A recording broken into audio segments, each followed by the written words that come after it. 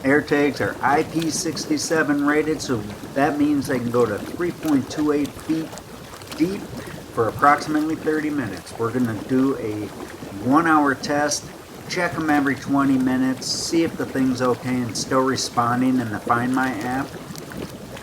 And what are your thoughts? You think it's going to make it, or you think it's going to die?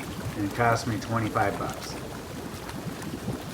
Alright, so after 20 minutes, this thing is not reachable. We're going to let it sit for a second. Alright, let's go grab it, see if we can get it to respond. We'll pull it out, shake it a little bit, see if that jostles it. And let's get this thing open. We'll dry it off. Push on both sides, spin it, pop it open. We'll see if there's any water in there.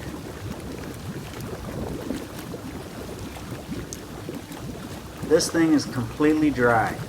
Look at that. Completely dry. We'll put it back together, see if we can get a sound out of